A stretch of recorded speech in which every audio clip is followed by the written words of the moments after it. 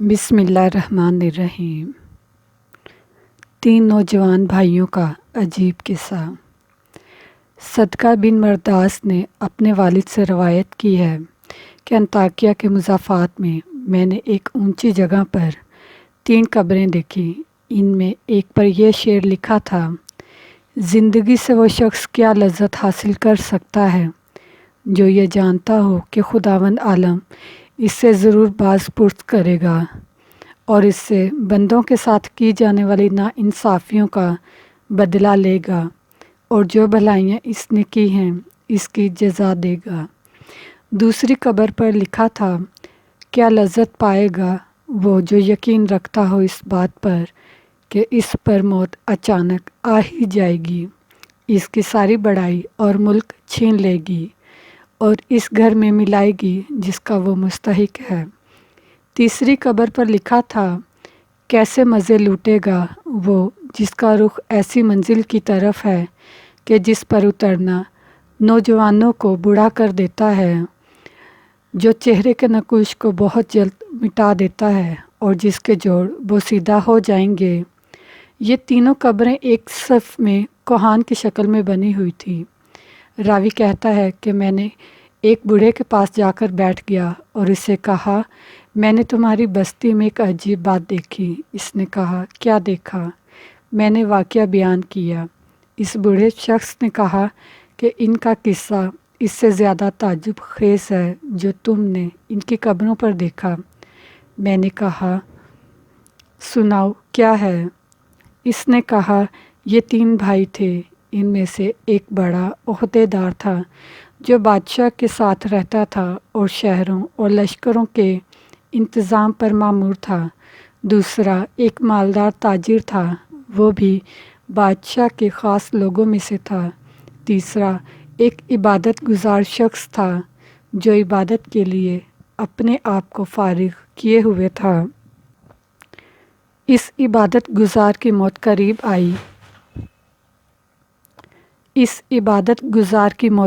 آئی تو اس کے بھائی اس کے پاس جمع ہو گئے اور وہ سلطان کا مصاحب ہمارے علاقوں کا والی تھا۔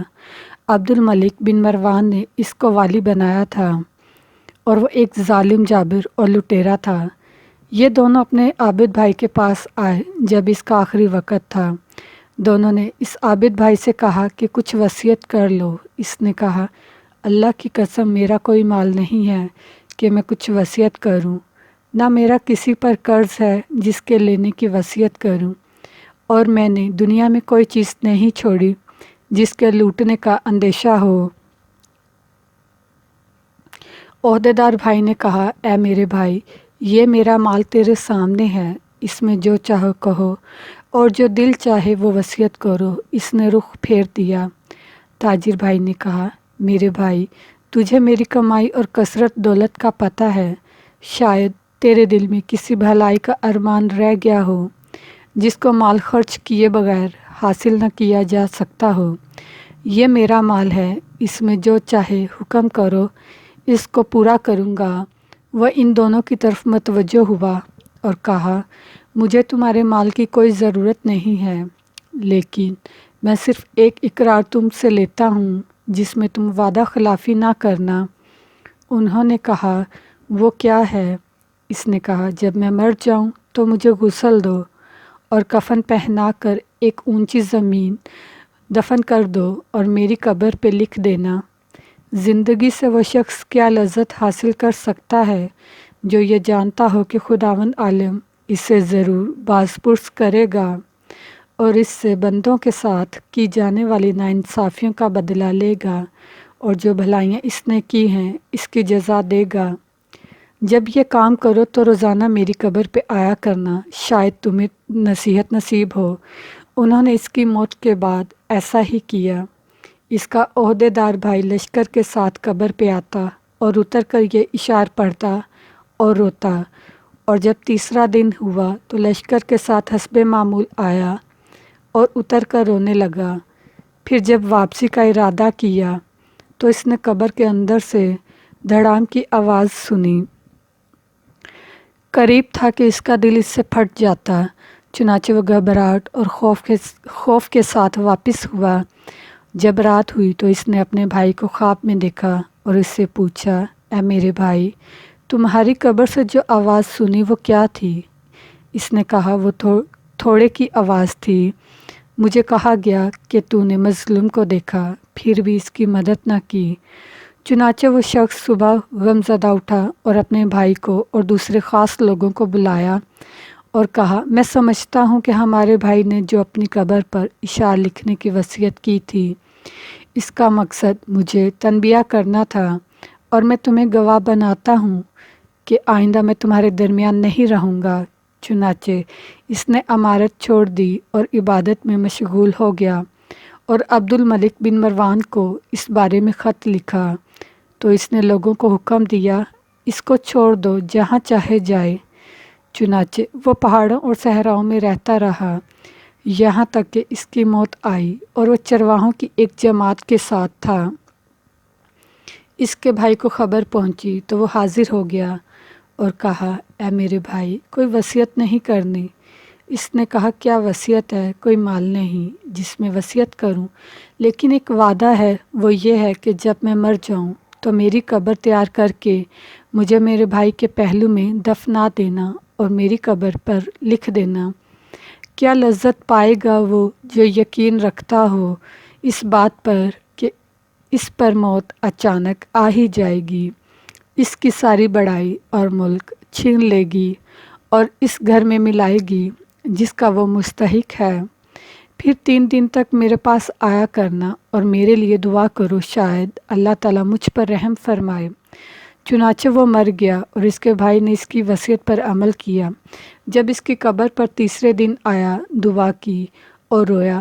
پھر جب واپس ہونے لگا تو اس نے ایک شدید آواز سنی جس سے اس کی عقل زائل ہونے کے قریب ہو گئی، اور وہ وہاں سے بے چین ہو کر لوٹا۔ رات کو اس نے اپنے بھائی کو خواب میں دیکھا۔ اس نے کہا، میں نے جب خواب میں اپنے بھائی کو دیکھا تو اس کے طرف لپکا اور اس سے پوچھا، کیا تم ہماری ملاقات کے لیے آئے ہو؟ اس نے کہا، ملاقات بہت ہی دور ہے۔ میں نے کہا، میرے بھائی تیرا کیا حال ہے؟ اس نے کہا، خیریت سے ہوں۔ توبہ، کتنی خوبی اور بھلائیوں کی جامعہ ہے۔ میں نے کہا، میرا دوسرا بھائی کیسا ہے؟ اس نے کہا، وہ تو نیک پیشواؤں کے ساتھ ہے۔ میں نے کہا، ہمارا کیا حال ہوگا؟ اس نے کہا، جس نے دنیا و آخرت کے لیے جو کچھ کیا ہے وہ دیکھ لے گا، پس تم اپنی مالداری کو فقیری سے پہلے غنیمت سمجھو۔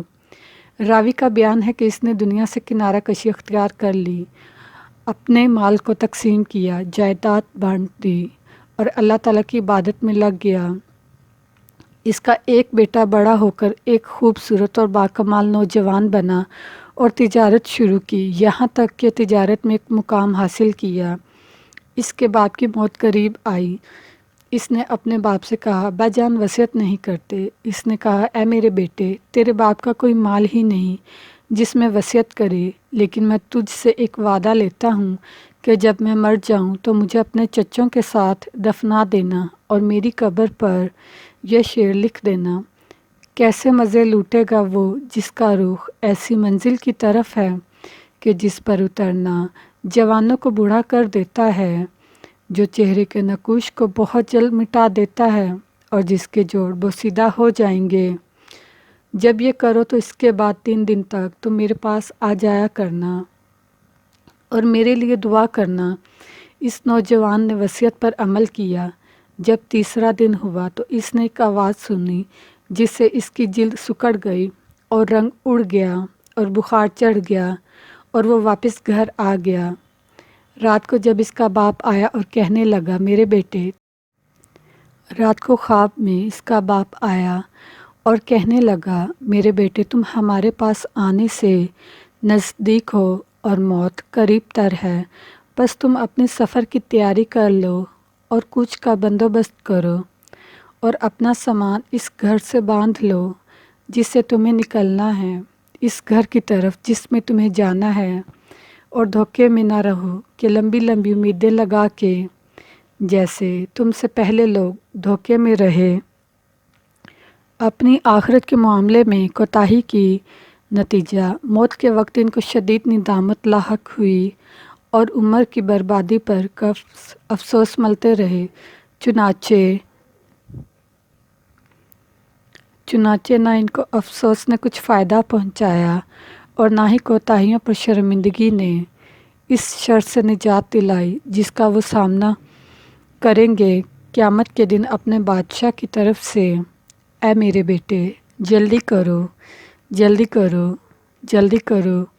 अब्दुल्ला बिन सदका कहते हैं कि जिस बूढ़े ने वाक़या सुनाया, इसने बताया कि जिस रात को इस नौजवान ने ये ख्वाब देखा, सुबह को मैं इसके पास गया तो इसमें वो ख्वाब हमें सुनाया और कहा कि मुझे यकीन है कि बात ऐसी ही है जैसी मेरे बाप ने कही, और मैं समझता हूँ कि मौत मेरे सर पर मंडला रही है।